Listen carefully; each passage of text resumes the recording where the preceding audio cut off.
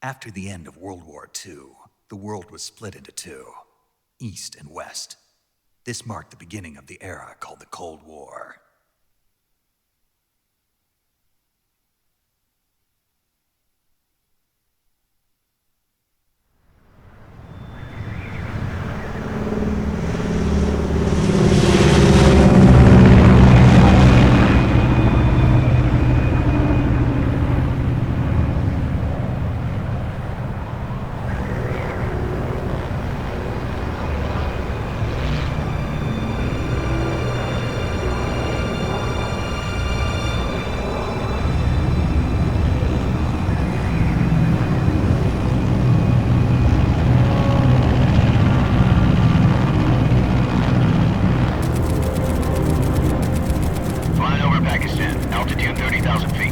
Approaching Soviet airspace.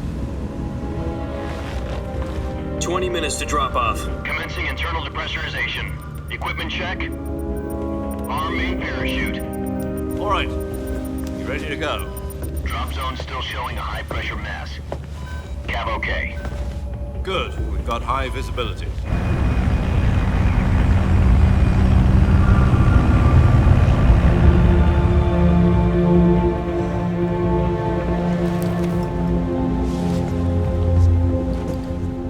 Cigar. Connecting oxygen hose to interior connector. Put on your mask.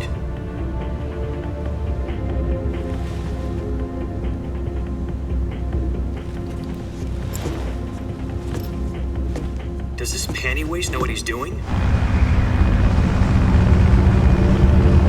Approaching release point. 10 minutes to drop off. Hey, are you deaf? He said put out the cigar and put on your mask.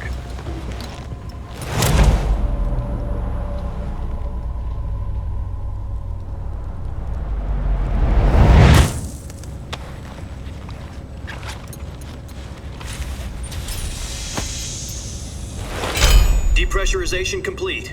Checking oxygen supply. 6 minutes to drop off. Opening rear hatch.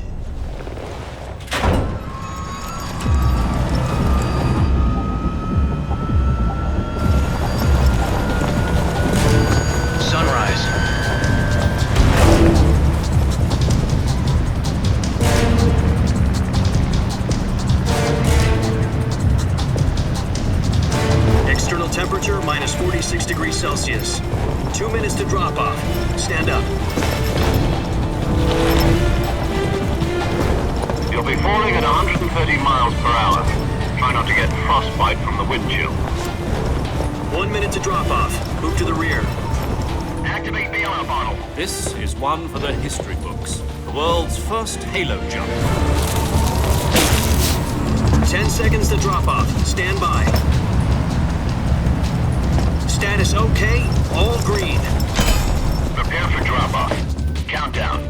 5, 4, 3, 2, 1. Spread your wings And fly. God be with you.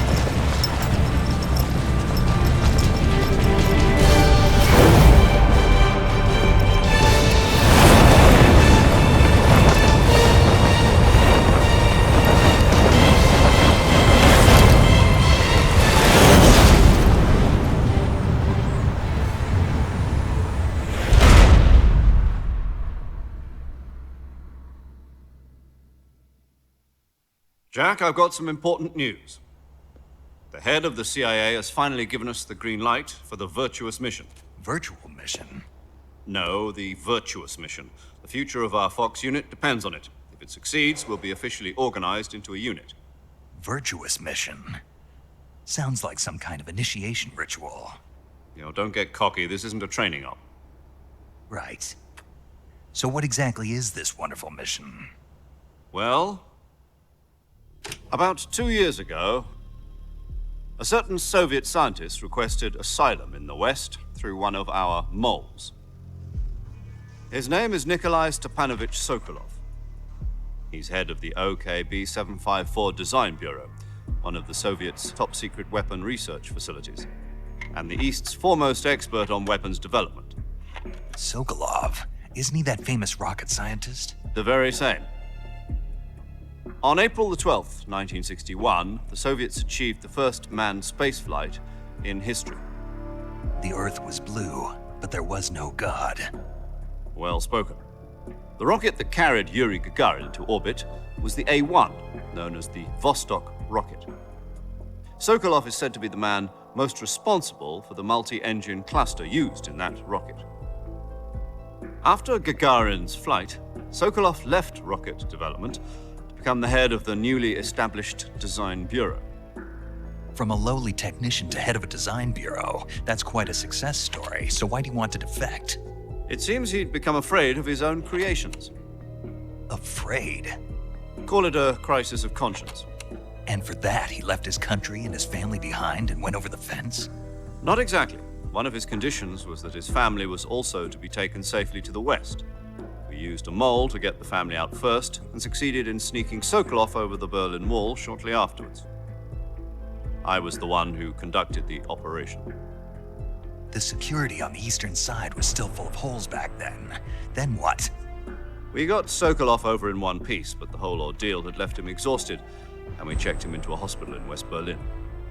It took him 2 weeks and more than 600 miles to get from the research facility in the Soviet Union to Berlin.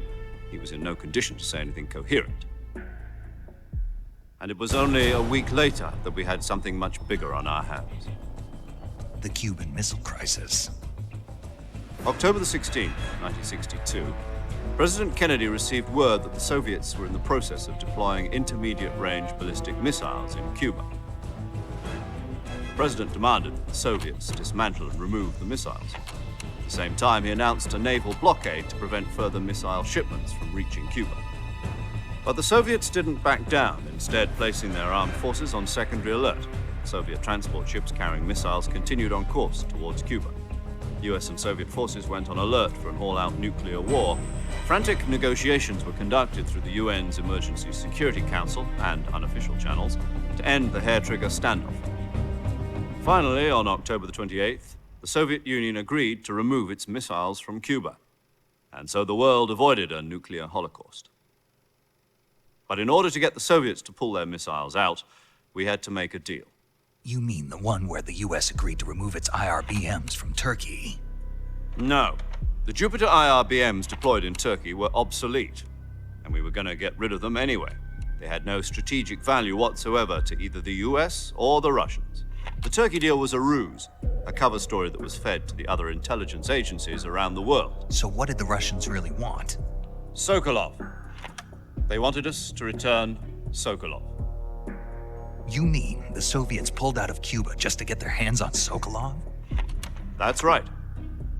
What the hell was he working on? At the time, we had no idea. We were running out of time. It was either give up Sokolov or risk full-scale nuclear war. In the end, we had no choice. President Kennedy gave in to Khrushchev's demand. The next day, I got Sokolov out of the hospital, handing him over to agents on the eastern side. Sokolov kept on screaming, "Save me," until he disappeared from my sight. Then a month ago, we received some new information from one of our moles. About Sokolov? Yes. He was taken back to the research facility and forced to continue working on the weapon in question under KGB supervision. What's more, it's on the verge of completion. So what kind of weapon is it? Something to do with space rockets? No, missiles. Same technology. I guess you're right. We don't know the details, but it appears to be a new kind of nuclear device. For half a year now, the Soviets have been conducting frequent nuclear tests at Semipalatinsk. Something to do with the weapon, I assume. We're talking about a secret weapon so big that Khrushchev was ready to pull out of Cuba to get it back. Is Sokolov still in the facility? No. According to our intelligence, he's in Selinoyarsk, a place in the mountains about 3 miles to the west that's known as the Virgin Cliffs. The Virgin Cliffs. Nice name for a virtuous mission. They moved him there just recently. Why? Apparently, they're conducting a field test of the weapon, but it's our best chance to get him back. This mission would never have been possible if he was still in the research facility. This is our last chance. Sokolov must have known that too when he contacted us.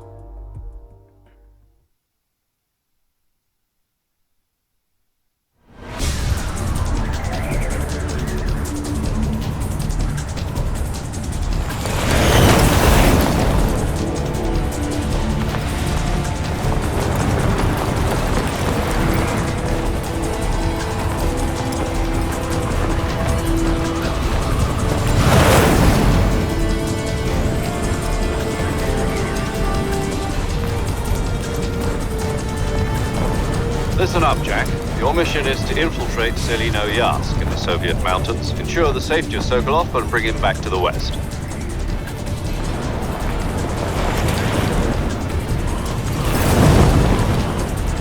If we don't get Sokolov back before that weapon is complete, we'll be facing a major crisis.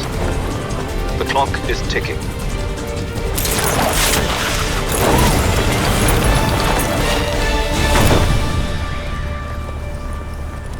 Once we've confirmed the rescue of Sokolov, stand by at the recovery point. A recovery balloon will be dropped at that point. Helium will be pumped into the balloon to inflate it. The process takes about 20 minutes. Once it's complete, the gunship's arm will latch onto the balloon and pull it up. The Fulton surface-to-air recovery system. I'm familiar with the theory. Take it easy. It's been combat proven. Do you think Sokolov is up to it? The shock will be less than during a parachute jump, and the arm can handle up to 500 pounds. So you're planning on going over the border in a single combat Talon? She's equipped with two 6-barrel 20mm Vulcan cannons, as well as two 40mm machine guns. Sounds like she could hold her own against a battalion of tanks. Even with the fuel in the reserve tank, we're facing a 4-hour time limit. If all goes well, it shouldn't take more than a few hours. Home in time for dinner. But if anything goes wrong, you'll be eating dinner, breakfast, and all the rest of your meals in the jungle.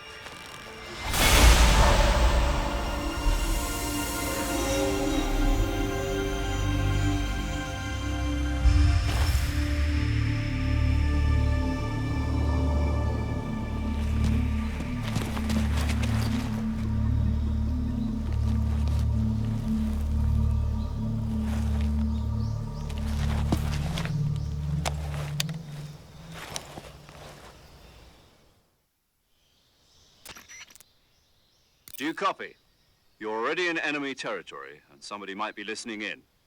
From here on out, we'll be using code names to refer to each other. Your code name for this mission will be Naked Snake. I'll be referring to you as Snake from now on. You're not to mention your real name. Snake? What, you don't like snakes? What do you mean? Well, you've eaten one before, haven't you? In survival training. I'm glad to hear that. I don't know if I'd ever order one in a restaurant, but... Be careful, you might not have a choice. What about you, Major? What should I call you? Let's see. I'll be Tom. Call me Major Tom. This will be a sneaking mission. You must not be seen by the enemy. You must leave no trace of your presence. Is that clear? This kind of infiltration is the Fox unit's speciality. In other words, weapons and equipment are procured on site. That goes for food as well. You're completely naked, just as your name implies. Great. Now I see why you asked me if I like snakes. I suppose calling me Snake was your idea of a joke, too. No. There's a good reason for that. I'll tell you later when the time is right. Gotcha. Getting back to the subject, how exactly am I supposed to feed myself? You've been issued a knife and a tranquilizer gun. Use them to hunt for food. You'll also find some medical supplies in your backpack. Yeah, about the backpack. I lost it in a tree on the way down. I see. Well, you'd better go back and get it then. You know where it is? No problem. I can see it from here. It's stuck on a branch. To climb a tree, stand in front of a tree that's covered in ivy and press the action button. I'll be monitoring your progress over the radio. We can't risk violating Soviet airspace, but I'll be in the gunship. My frequency is 140.85. I'll give you a call if I need to talk to you. If you need to talk to me, use the send function. Okay, Snake, go get your backpack.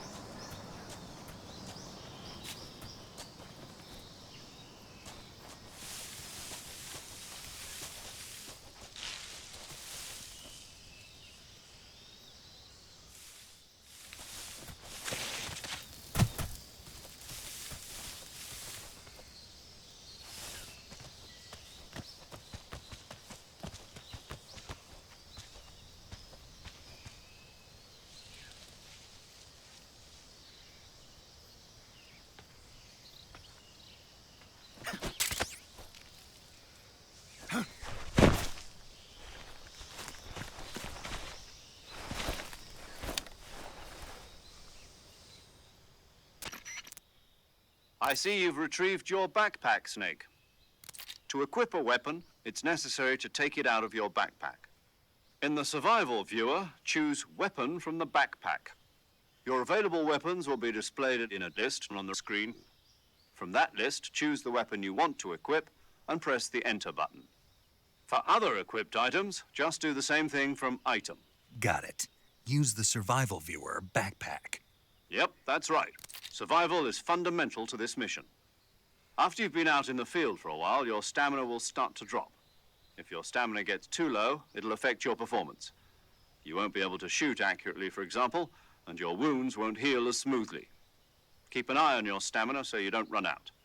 To recover lost stamina, you can hunt for local flora and fauna. You can use either your tranquilizer gun or your knife to hunt. My only weapon is a Mark 22 Hush Puppy tranquilizer gun? That's right. It's been fitted with its own suppressor. However, the suppressor will deteriorate every time you fire. Once its durability reaches 0, the noise suppression effect will be gone. So don't get too trigger-happy with it. The suppressor's durability is shown in the icon. Any weapons and equipment beyond what you're carrying now, you'll have to find as you go. I have to find my own weapons and equipment? Whose crazy idea was this anyway? Solo covert actions are standard Fox operating procedure. You can't leave any traces of your presence. No weapons, equipment, footprints, sweat, or bodily waste. The same goes for bullets and cartridges, too. Your presence in enemy territory is already a violation of international conventions of warfare. There aren't supposed to be any American soldiers in Russia. It could spark an international incident. You can't let anyone see you. You can't let the enemy know you're there. This is a stealth mission. You're a ghost, Snake, in every sense of the word. And there'll be no rescue if you're captured. The military and U.S. government will deny any involvement in the affair. Then I'll just have to take care of myself, huh? I'm afraid so. You've been given a fake death pill for that purpose. SIS guidelines stipulate that soldiers on covert ops like this one be issued a potassium cyanide capsule. Tape it to your body so you can take it when you need to. How generous of you. Use it if you're taken prisoner by the enemy. It'll send you into a state of false death for a short time. Fooling them into thinking that I'm really dead. So, how do I come back to life? Just take the revival pill. You mean that thing they put in my tooth before the mission? That's the one. But be careful. If you remain in a state of false death for too long, nothing will be able to bring you back. Remember that. I'll keep it in mind. You said this was a solo mission, right? Right. I guess that means I can't count on any reinforcements.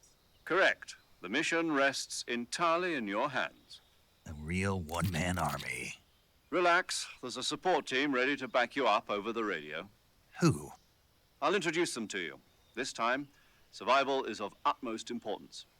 The first member of the support team will be in charge of monitoring your physical condition, acting as a medic, so to speak, as well as recording your mission data. She's a member of Fox as well, and She's here on the gunship with me. She? Hello, Snake. I'm paramedic. Nice to meet you. Paramedic. As in a medic who comes in by parachute. Aren't you going to tell me your real name? Are you going to tell me yours, Mr. Snake? My name, huh? It's John Doe. And they call you Jack for short. You're a regular Captain Nemo. A name means nothing on the battlefield. After a week, no one has a name. What's your name? Jane Doe. Very funny. I wasn't joking, but I'll tell you my name only if you manage to make it back alive. My frequency is 145.73. She's also in charge of recording your mission data. Whenever you want to save, send a message over the reserved save frequency, 140.96. So saving lets me record my mission data. That's right. It also records the state of your health. Good to know.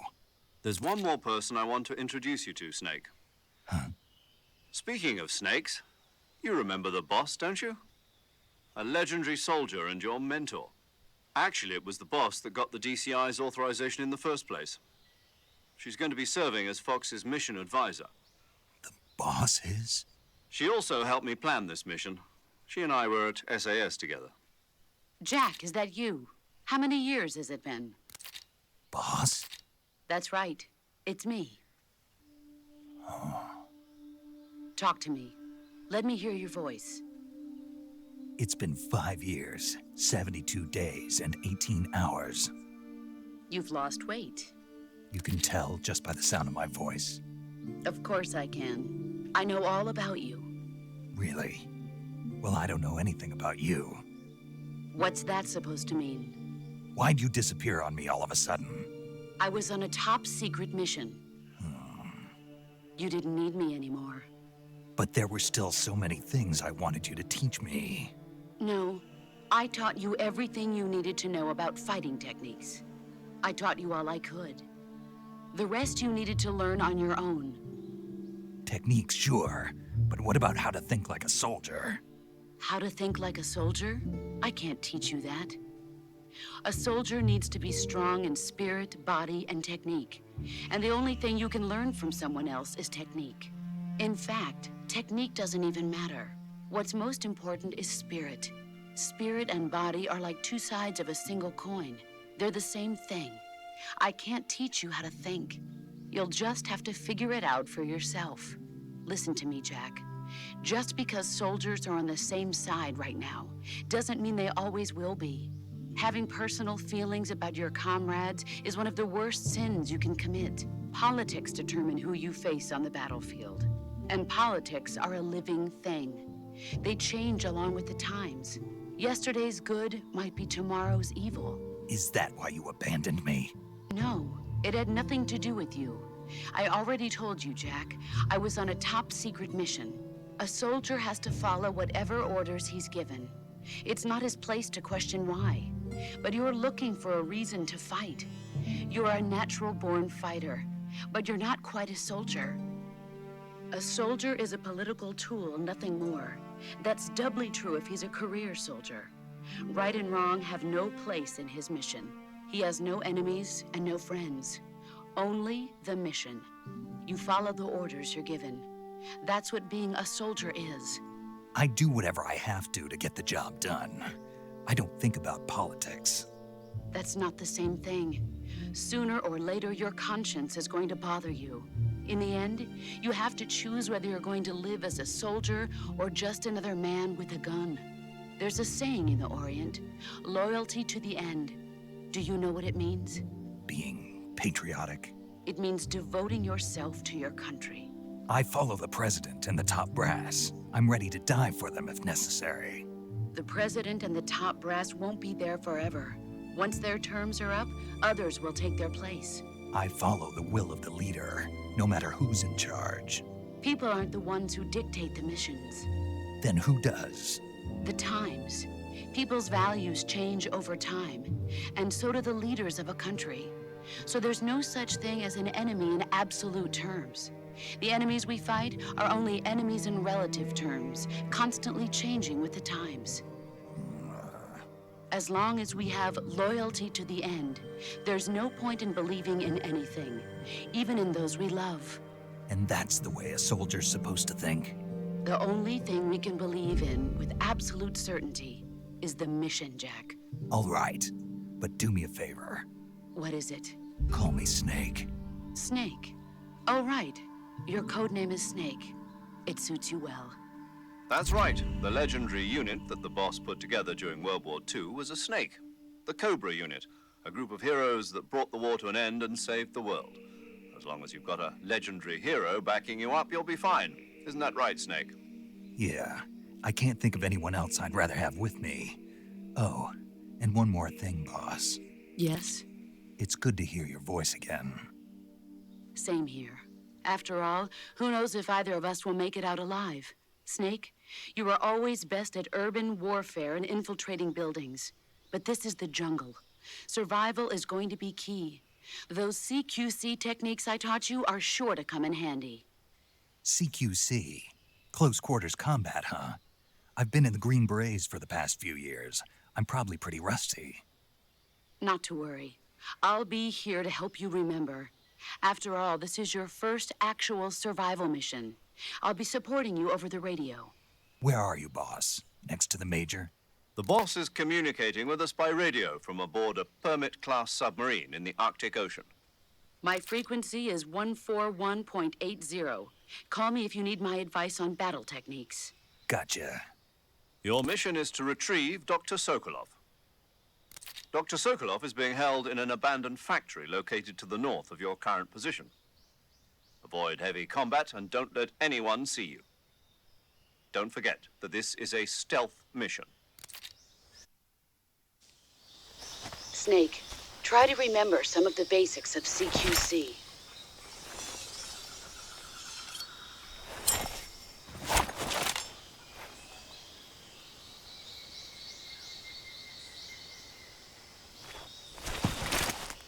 Commencing virtuous mission now.